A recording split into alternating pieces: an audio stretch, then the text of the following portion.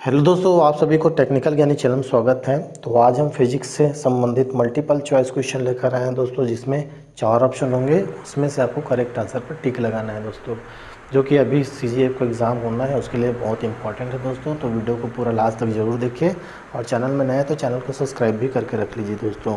तो चलिए बिना देरी के स्टार्ट करते हैं। अगला क्वेश्चन है, नज़दीक आती रेलगाड़ी की सीटी की आवाज़ बढ़ती जाती है, जबकि दूर जाने वाली रेलगाड़ी के लिए यह घटती जाती है। यह घटना का उदाहरण है। तो पहला है रमन प्रभाव का, सेकंड ऑप्शन है जल थॉमसन प्रभाव का, तीसरा ऑप्शन है क्रॉम्पटन प्रभाव का, और चौथा ऑप्शन है डपलर प्रभाव का। तो इनमें से आपको करेक्ट आंसर पर टिक लगाना है, जिसमें से चौथा ऑप्शन इज द राइट हो जाएगा, डपलर प्रभाव का।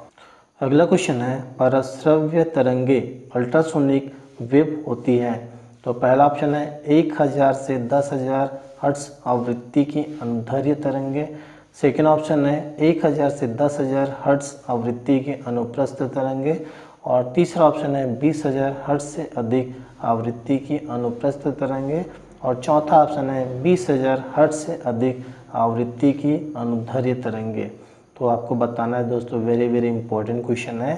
तो परस्रव्य तरंगे या फिर अल्ट्रासोनिक वेव होती है। तो चौथा ऑप्शन इज द राइट हो जाएगा, 20,000 हर्ट्ज से अधिक आवृत्ति की अनुदैर्ध्य तरंगे होती हैं। अगला क्वेश्चन है, निम्नलिखित में किस एक प्रकार की तरंग का प्रयोग रात्रि दृष्टि उपकरण में किया जाता है। तो पहला है रेडियो तरंग, सेकेंड है सूक्ष्म तरंग, तीसरा है अवरक्त तरंग, और चौथा ऑप्शन है इनमें से कोई नहीं। तो बहुत ही सिंपल क्वेश्चन दोस्तों, आपको बताना है कि रात्रि दृष्टि उपकरण कौन सा है। तो तीसरा ऑप्शन इज राइट हो जाएगा, अवरक्त तरंग का प्रयोग किया जाता है। अगला क्वेश्चन है, प्रतिध्वनि का कारण है। तो पहला ऑप्शन है ध्वनि का परिवर्तन, सेकेंड है ध्वनि का अपवर्तन, तीसरा है ध्वनि का अवशोषण, और चौथा ऑप्शन है ध्वनि की चाल। तो आपको बताना है दोस्तों कि प्रतिध्वनि का कारण है, जिसमें से पहला ऑप्शन इज राइट हो जाएगा, ध्वनि का परिवर्तन। अगला क्वेश्चन है, जब ध्वनि तरंगे चलती है तो अपने साथ ले जाती है। पहला है द्रव्यमान, सेकेंड है ध्वनि, तीसरा है ऊर्जा, और चौथा है विभवांतर। तो बहुत ही इंपॉर्टेंट क्वेश्चन दोस्तों, लेकिन उतनी सरल क्वेश्चन भी है। तो आपको बताना है, जब ध्वनि तरंगे चलती है तो अपने साथ क्या लेकर चली जाती है। तो तीसरा ऑप्शन इज राइट हो जाएगा, ऊर्जा। अगला क्वेश्चन है, निम्नलिखित में कौन सी घटना तरंगों द्वारा प्रदर्शित नहीं की जाती है। तो पहला है परावर्तन, सेकेंड है अपवर्तन, तीसरा है ध्रुवण, और चौथा ऑप्शन है विवर्तन। तो बहुत ही इंपॉर्टेंट क्वेश्चन है, जिसमें से चौथा ऑप्शन इज राइट हो जाएगा, विवर्तन।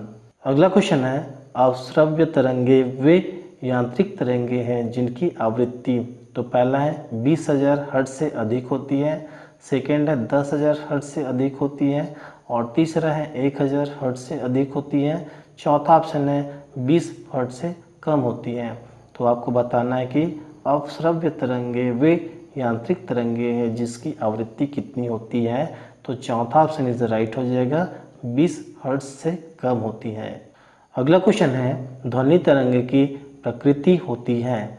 तो पहला है अनुप्रस्थ, सेकेंड है अनुदैर्ध्य, तीसरा ऑप्शन है अप्रगामी, और चौथा ऑप्शन है विद्युत चुम्बकी। तो बहुत ही सिंपल क्वेश्चन दोस्तों, ऑलमोस्ट इस क्वेश्चन को डन कर चुके हैं। तो ध्वनि तरंगे की प्रकृति आपको बताना है, जिसमें से second option is the right हो जाएगा, अनुप्रस्थ तरंगे होती है। अगला क्वेश्चन है, साधारण बातचीत में ध्वनि की तीव्रता होती है। तो पहला है 20 से 30 डेसिबल, सेकेंड है 30 से 40 डेसिबल, चौथा ऑप्शन है 50 से 60 डेसिबल, और चौथा ऑप्शन है 90 से 100 डेसिबल। तो आपको बताना है दोस्तों कि साधारण बातचीत में ध्वनि की तीव्रता होती है। तो इसमें से second option is the right हो जाएगा, 30 से 40 डेसिबल। अगला क्वेश्चन है, स्टेथोस्कोप ध्वनि की किस सिद्धांत पर कार्य करता है। तो पहला ऑप्शन है परावर्तन, सेकेंड है अपवर्तन, तीसरा है विवर्तन, और चौथा है ध्रुवण। तो बहुत ही सिंपल क्वेश्चन है फ्रेंड्स। तो स्टेथोस्कोप ध्वनि के किस सिद्धांत पर कार्य करता है आपको बताना है। तो पहला ऑप्शन इज राइट हो जाएगा, परिवर्तन के सिद्धांत पर कार्य करता है स्टेथोस्कोप। अगला क्वेश्चन है, प्रकाश के वर्ण विक्षेपण का उदाहरण है। तो पहला है मृग मरीचिका, सेकंड है हीरे की चमक, तीसरा है प्रिज्म से प्राप्त है स्पेक्ट्रम और चौथा ऑप्शन है प्रकाश तंतु। तो बहुत ही सिंपल क्वेश्चन है फ्रेंड्स। तो प्रकाश के वर्ण विक्षेपण का उदाहरण आपको बताना है, तो तीसरा ऑप्शन इज राइट हो जाएगा, प्रिज्म से प्राप्त स्पेक्ट्रम। अगला क्वेश्चन है प्रकाश तरंगों के लिए निम्न में से किस प्रकार का कथन सत्य है। तो पहला है लाल रंग की तरंग दैर्घ्य सर्वाधिक होती है। सेकेंड ऑप्शन है पैरावैग्निक रंग की तरंग दैर्घ्य सर्वाधिक होती है।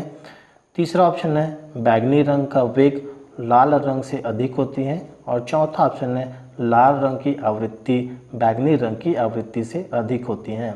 तो आपको बताना है कि प्रकाश तरंगों के लिए निम्न में से कौन सा कथन सत्य है। तो पहला कथन सत्य हो जाता है कि लाल रंग की तरंग दैर्घ्य सर्वाधिक होती है। अगला क्वेश्चन है प्रकाश तरंगों के अनुप्रस्थ होने की पुष्टि करता है। तो पहला है परावर्तन, सेकंड है व्यतिकरण, तीसरा है विवर्तन और चौथा है ध्रुवण।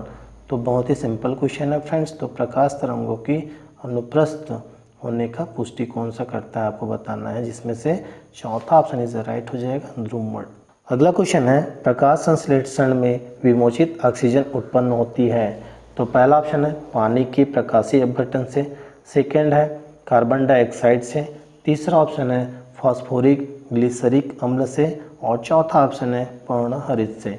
तो आपको बताना है दोस्तों कि कौन सा ऑप्शन इज राइट हो जाएगा। तो प्रकाश संश्लेषण में विमोचित ऑक्सीजन उत्पन्न होता है, तो पहला ऑप्शन इज राइट हो जाएगा पानी के प्रकाशीय अपघटन से। अगला क्वेश्चन है सूर्य की पृष्ठ का ताप है। तो पहला ऑप्शन है 5800 केल्विन, सेकेंड ऑप्शन है 4800 केल्विन, तीसरा ऑप्शन है 6800 केल्विन और चौथा ऑप्शन है 3800 केल्विन।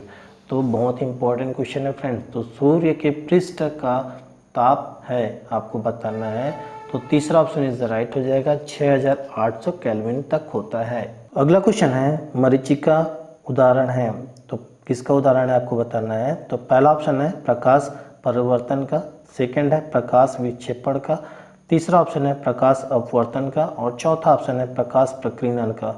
तो मरीचिका किसका उदाहरण है आपको बताना है, जिसमें से तीसरा ऑप्शन इज राइट हो जाएगा प्रकाश का अपवर्तन का एक उदाहरण है मरीचिका। अगला क्वेश्चन है हमें वास्तविक सूर्योदय से कुछ मिनट पूर्व ही सूर्य दिखाई देने का कारण है। तो पहला ऑप्शन है प्रकाश का प्रकीर्णन, सेकेंड ऑप्शन है प्रकाश का पूर्ण आंतरिक परिवर्तन, तीसरा ऑप्शन है प्रकाश का विवर्तन और चौथा ऑप्शन है प्रकाश का अपवर्तन। तो इनमें से आपको सही आंसर पर टिक लगाना है। तो आपसे पूछा गया है कि हमें वास्तविक सूर्योदय से कुछ मिनट पूर्व ही सूर्य दिखाई देने का कारण है। तो चौथा ऑप्शन इज द राइट हो जाएगा, प्रकाश का अपवर्तन के कारण होता है। अगला क्वेश्चन है हर पौधों में प्रकाश संश्लेषण की क्रिया में होता है। तो पहला है नाइट्रोजन लेना व ऑक्सीजन छोड़ना, सेकेंड ऑप्शन है कार्बन डाइऑक्साइड लेना व ऑक्सीजन छोड़ना, तीसरा ऑप्शन है ऑक्सीजन लेना व कार्बन डाइऑक्साइड छोड़ना और चौथा ऑप्शन है ऑक्सीजन लेना व नाइट्रोजन छोड़ना।